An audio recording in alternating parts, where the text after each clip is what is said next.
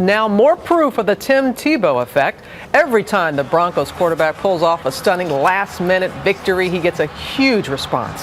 ABC's Dan Harris, our weekend anchor. You're crunching the numbers. I'm crunching the numbers. I love math. Robin, good morning to you. Coming up here on GMA, we've got the story about Tim Tebow, who's had detractors throughout his entire season, but you cannot deny at this point that he is now a huge phenomenon. Even before Sunday, we knew Tebow was big, with fans making customized Jesus jerseys and posting pictures of themselves online Tebowing, imitating Tebow's signature on-field prayer position. But after Tebow engineered yet another impossible last-minute win with this 80-yard overtime pass, we now have solid evidence that the dude is genuinely huge. So here it is, a miracle by the numbers.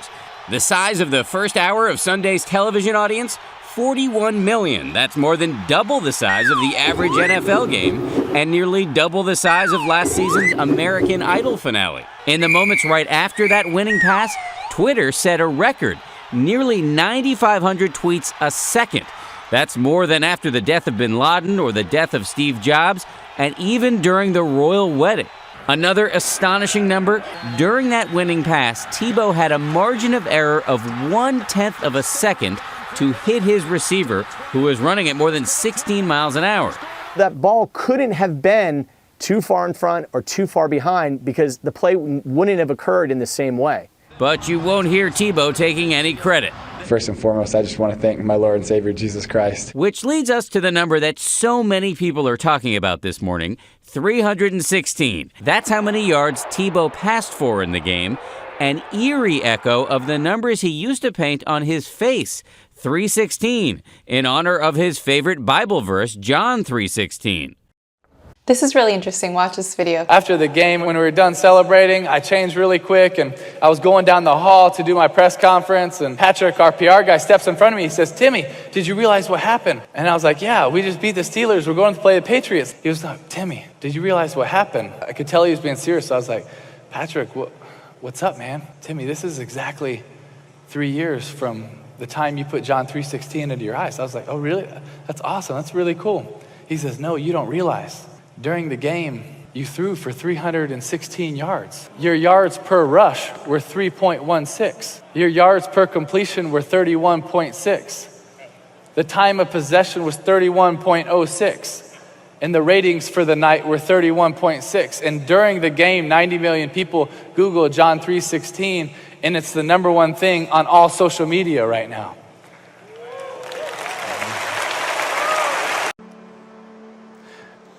But you know what's one thing that's been sad to me, my life, growing up in the church? So I'd be at a lot of cool events, and you'd hear people share and talk, and you would see people rally and want to go do something for Jesus, but then when it ends, people just get back to their normal life. They go back home, and then they get caught up in their job and school and the 9 to 5. You got to remember it and continue to live out that calling, because a lot of times we don't actually take ownership of it. It's on someone else. Well, guess what? Someone else is going to go live out the Great Commission, because God is calling you to something special. I don't know what it is. I don't know if it's a pastor, if it's a teacher, if it's a missionary, if it's just someone that serves at whatever it is you're doing right now, but you're called to be a part of it. There's a picture that I stumbled across, and it's one of Time's 100 most influential images of all time. And it's the picture of this young girl. She's on her way from her village to a feeding center not far away. And she's so malnourished, and she's moving so slow that this vulture is waiting to attack. So the young man that took this picture, and he was told, because of some of the sicknesses in the areas, don't touch anybody, don't do anything, and so he didn't. He didn't. He did nothing. Because apparently the cost was too much.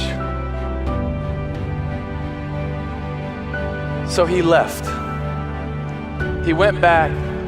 The New York Times published this photo in 1993. In 94, he won the Pulitzer Prize for this photo. 4 months after this, he chose to end his life.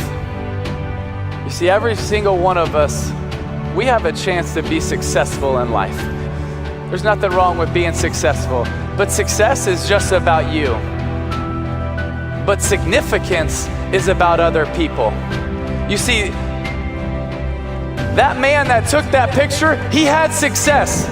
That's one of the greatest honors a photographer could ever have. But obviously it wasn't enough. It wasn't enough. So what's gonna be enough for you? You see, success is great. You can do a lot of things with it, but it's not gonna be fulfilling.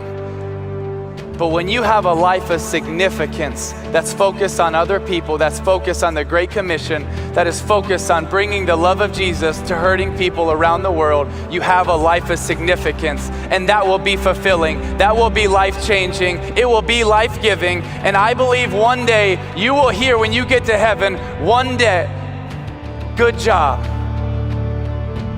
Good job. Well done, my good and faithful servant. And I think the greatest tragedy in life is we're gonna look back one day and say, I was successful in things that don't matter.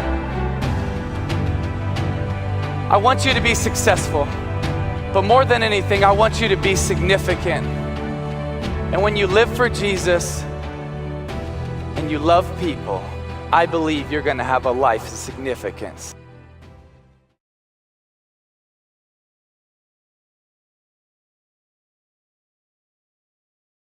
And faith is the key to the door to the supernatural. Faith is the currency of heaven. Probably the greatest business leader of the 20th century, the greatest Christian business leader of the 20th century was Robert Letourneau. They wrote a book about him called Mover of Men and Mountains.